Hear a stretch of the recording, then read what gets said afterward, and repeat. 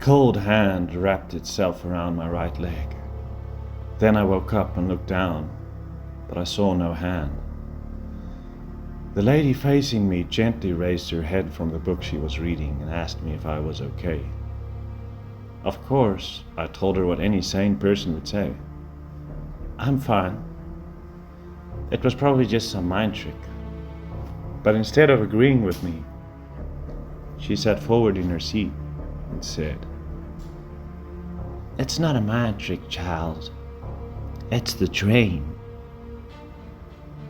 I felt unease spread through me as she smiled strangely, showing her yellow-stained teeth. "That's what happened last week," she said. "A lady just like you sat across me, sleeping peacefully. When the cold hand touched her, she jerked from her sleep, not knowing she was in a world of my choosing. Well, I let her say or think what she wanted to think. She closed her eyes again. Next time," the lady shrugged, "I let her see me, at least what I really look like. I like people trying to have a conversation with me.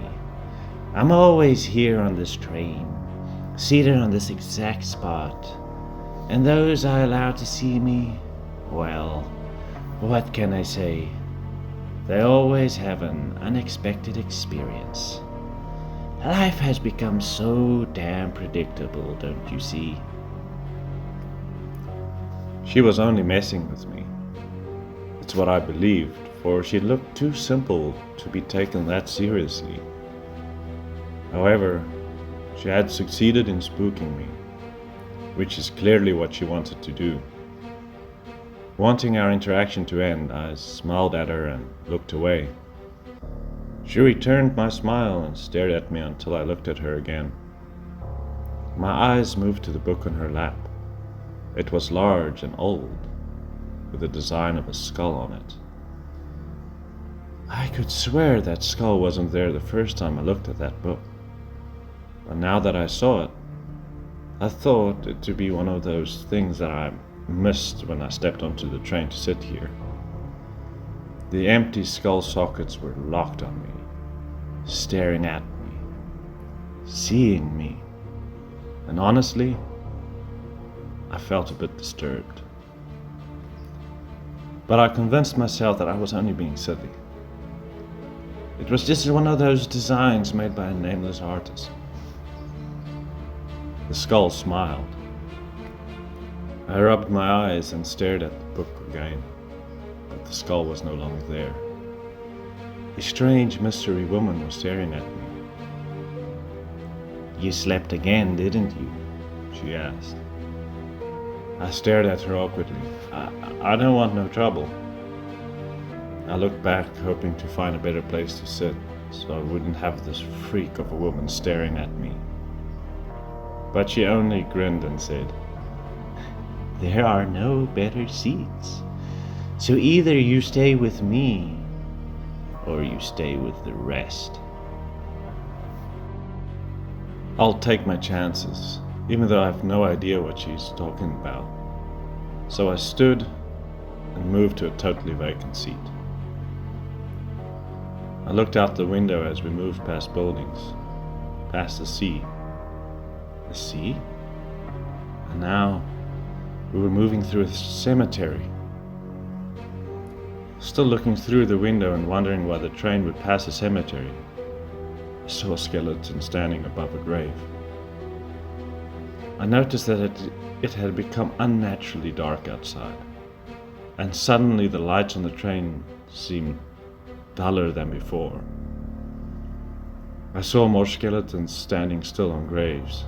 I couldn't shake the feeling that they were all looking at me.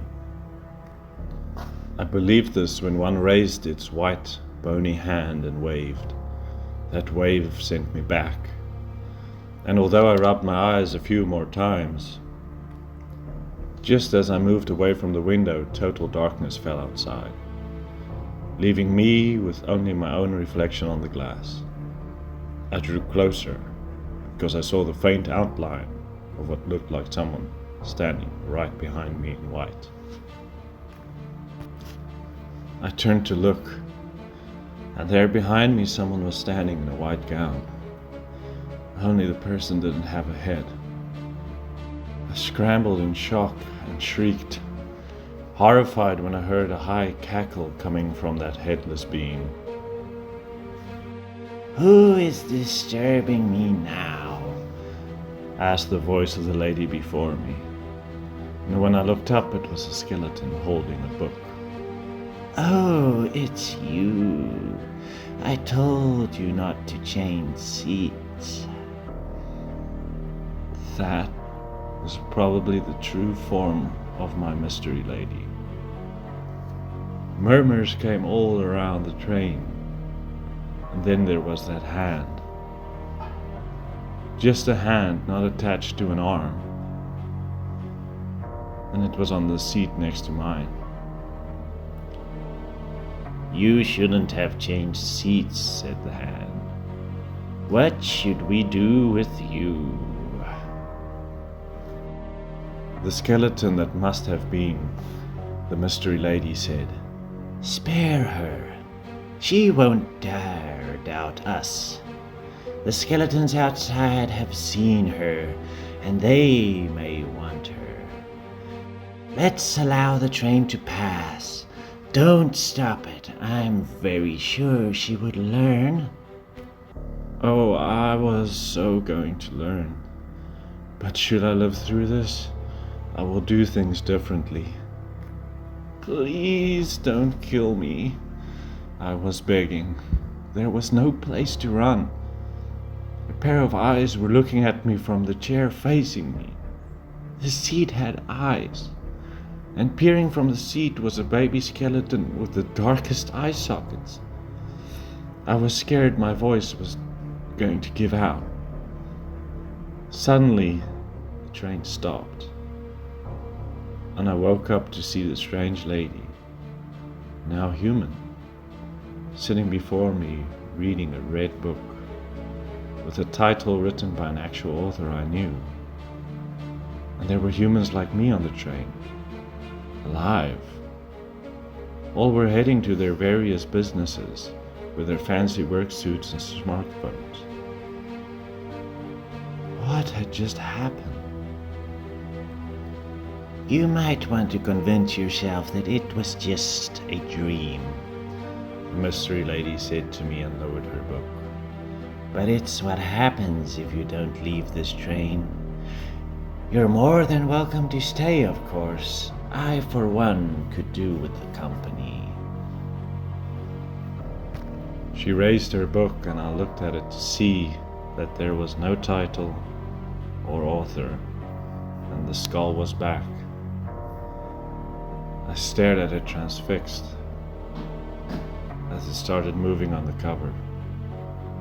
Finally, I hear it whisper, "See you on the next train." They were waiting for me. I didn't need anyone to tell me what to do. I was out of the train and running above ground, eager to have the sun kiss my sweaty face and be as far away from the lady on the train as I could be. And that day, I solemnly vowed to never take the train again.